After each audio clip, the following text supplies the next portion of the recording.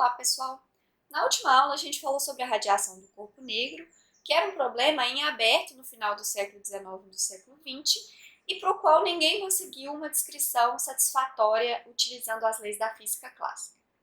A gente viu também que, para resolver o problema, o Planck lançou mão de uma hipótese que a princípio pareceu bem absurda, que era a hipótese de quantização da energia, mas que levava ao resultado correto e até então era a única maneira de reproduzir teoricamente as observações experimentais.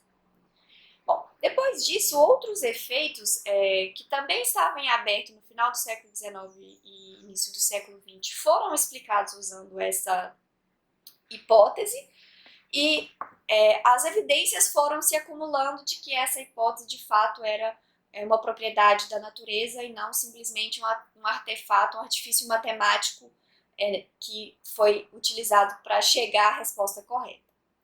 Na aula de hoje a gente vai ver dois desses problemas em aberto, né, nessa época, que foram resolvidos com essa hipótese, e o primeiro deles é o efeito fotoelétrico.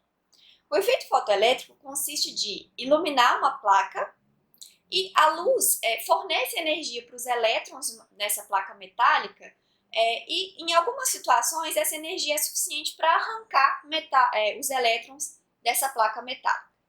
Então aqui a gente tem uma simulação desse experimento. Então aqui a gente tem uma placa que no caso é sódio e eu estou iluminando essa placa com uma luz que está aqui no visível por enquanto. E eu posso mexer tanto no comprimento de onda da luz, quanto na intensidade. E eu também tenho essa bateria aqui, que pode ser usada para aplicar uma diferença de tensão entre essas duas placas aqui, ok? E agora eu quero usar essa simulação para a gente entender o que acontece quando eu vario o comprimento de onda da luz, quando eu vario a intensidade. E essa bateria a gente pode usar a tensão entre elas para estudar a energia cinética dos elétrons depois que eles são arrancados da placa. Então, por enquanto, eu vou deixar a bateria aqui no zero, a intensidade eu vou deixar no máximo, e eu vou agora variar o comprimento de onda da luz. Então, eu vou começar aqui com o maior comprimento de onda possível, na região do infravermelho, e eu vou plotar aqui a energia dos elétrons pela frequência da luz, tá? Ok, então agora eu vou aos pouquinhos diminuindo o comprimento de onda da luz incidente, mantendo a intensidade no máximo. Então a gente vê que até aqui eu não observo nenhum elétron, nada. À medida que eu vou diminuindo o comprimento de onda, a gente ainda não observa nada. A energia está aqui em zero. Agora, aqui, mais ou menos por aqui, a gente começa a observar os elétrons sendo arrancados da placa. Vamos ver agora o que acontece quando eu diminuo ainda mais o comprimento de onda. Então, até aqui nada aconteceu, não tinha elétron nenhum. A partir daqui, a gente começa a observar os elétrons serem arrancados, a gente vê eles indo até essa outra placa aqui, tá? Então, à medida que eu diminuo ainda mais o comprimento de onda, passando do visível para o ultravioleta, o que a gente observa é que os elétrons eles começam a ser arrancados e viajam com energia cinética maior. Então, eles estão mais rápidos quando o comprimento de onda é menor, tá? Então, se a gente abaixar aqui até o mínimo possível do comprimento de onda, a gente vê aqui a energia cinética dos elétrons, que até aqui era zero, ela começa a aumentar como uma função do comprimento de onda, ou da frequência, né? Tanto faz. Então, quando a frequência é menor, a gente observa que a energia cinética dos elétrons é maior, tá? Ok. Então, vamos agora ver o que acontece com a intensidade. Então, se eu diminuir totalmente a intensidade, eu desliguei a lâmpada, né? Então não tem elétron nenhum. Então aqui a gente já viu a energia pela frequência. Vamos agora ver a corrente pela intensidade da luz. Tá? Então, aqui está desligado. E eu vou começar a aumentar a intensidade. E assim que eu ligo a lâmpada, eu já começo a ver a corrente aqui. Assim que eu ligo. Então, mesmo com a intensidade bem baixinha, a gente já é capaz de ver o efeito acontecer. Mas à medida que eu aumento a intensidade, eu vejo que a corrente aumenta. Então, o efeito da intensidade aqui, a gente observa que os elétrons todos têm mais ou menos a mesma energia cinética, né? Quando eu aumento a intensidade, o que acontece é um aumento na corrente, no número de elétrons que são ejetados. Então, a gente vê que a quantidade de elétrons que eu arranco da placa é maior quando a intensidade é maior. Ok.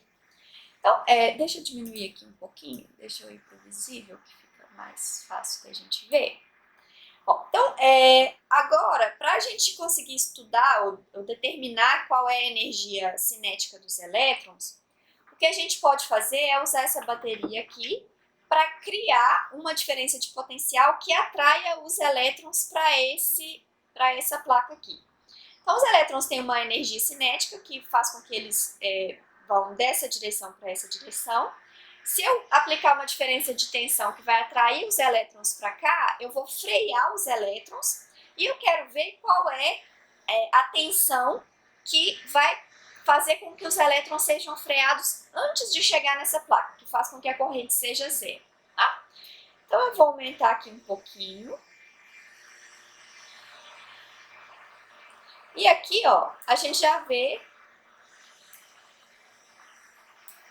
que a corrente passa a ser zero. Então, os elétrons chegam bem pertinho aqui, mas eles são freados antes de chegar a essa placa.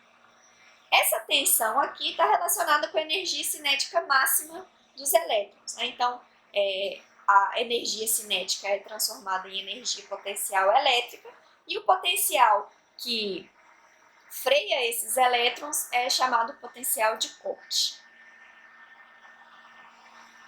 Ok, então aqui a gente consegue observar três coisas nessa simulação que são bem importantes.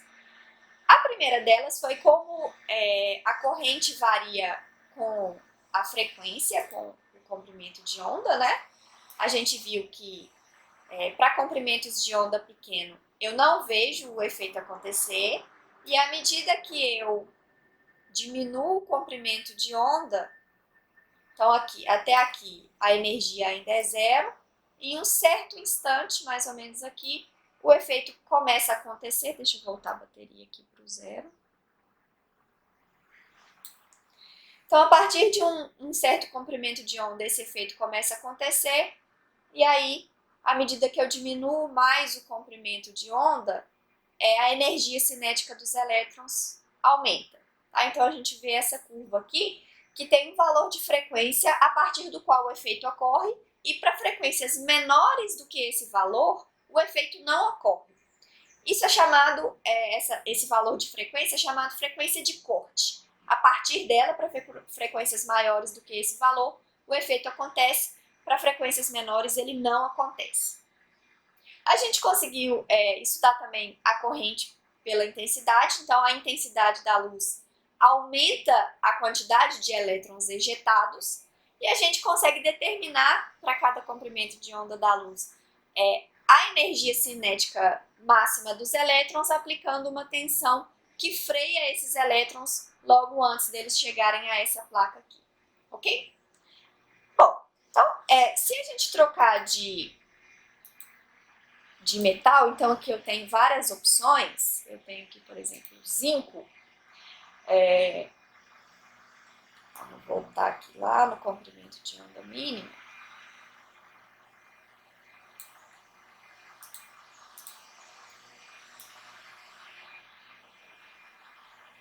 Se eu agora... Então aqui a gente não vê nenhum elétron arrancado. Vou diminuir o comprimento de onda. Nada ainda, né? Nada, nada, nada. Esse elétron aqui ainda é do sódio, que ainda não deu tempo dele chegar do outro lado, que ele saiu com uma energia cinética bem pequenininha.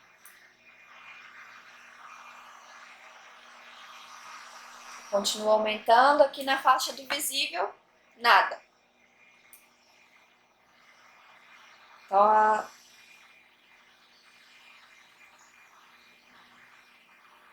energia continua zero, tem 0 elétrons, mesmo aqui na faixa do ultravioleta. E agora a gente começou a ver uma corrente. Então aqui a gente vê que a energia cinética dos elétrons é um pouquinho maior que zero. À medida que eu diminuo ainda mais, a energia cinética deles aumenta. Mas a gente vê aqui, ó, que a frequência de corte é bem maior do que a frequência de corte para o sódio. Isso é uma característica do material, tá? Que está relacionado com a energia mínima que a gente precisa fornecer para os elétrons para conseguir arrancar eles, vencendo a barreira de potencial formada pelas cargas positivas do material. Bom, e aqui a gente pode ver vários outros materiais. Vamos ver o magnésio. Deixa eu voltar lá para o infravermelho, esperar os elétrons. Deixa eu atrair eles aqui para outra placa para dar mais depressa.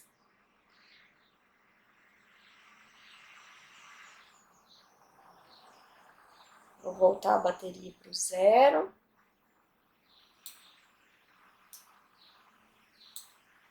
E agora eu vou diminuir de novo o comprimento de onda, deixa eu...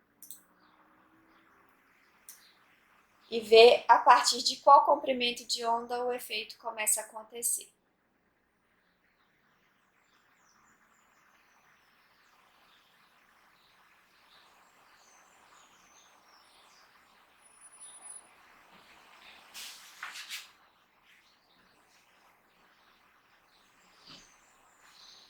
A faixa do visível, nada.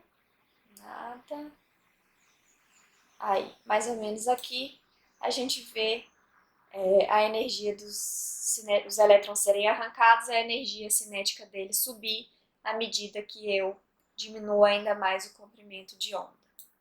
Então, para a aula de hoje, o que eu quero que vocês façam é brincar um pouquinho com essa simulação aqui, ver o que acontece. E tem 3 coisas que eu quero que vocês observem com bastante cuidado. A primeira delas é a frequência de corte. Então, como a gente fez aqui para esses 3 materiais, existe um valor de frequência para o qual o efeito ocorre. Para frequências maiores do que essa frequência, o efeito ocorre. Para frequências menores do que essa frequência, o efeito não ocorre. Depois eu quero que vocês vejam também qual que é a relação da intensidade da luz com esse fenômeno. Que a gente observou aqui é que a intensidade da luz afeta o número de elétrons arrancados, mas não a energia cinética deles. Aqui a gente vê a corrente pela intensidade, então a intensidade diminui a corrente, diminui a quantidade de elétrons, mas não diminui a energia deles. E aqui, para a gente determinar qual que é a energia cinética máxima, a gente pode inverter aqui essa bateria e aplicar uma diferença de potencial que faz com que esses elétrons sejam freados antes de atingir a placa. Então, a gente tem que chegar a um valor de potencial que faz com que a corrente seja zero. Então, a gente vê a corrente diminuindo. Eu posso aumentar a diferença de potencial até fazer com que a corrente seja zero. Aqui eu não vou conseguir chegar na corrente zero com esse comprimento de onda, porque a diferença de potencial que eu posso aplicar é só essa aqui. Então, alguns elétrons, os mais energéticos, ainda vão conseguir chegar do lado de lá. Mas se eu diminuir um pouquinho aqui o comprimento de onda da luz, a gente tem a corrente igual a zero. E essa diferença de potencial é exatamente o suficiente para frear os elétrons logo antes deles chegarem aqui, é chamado potencial de corte.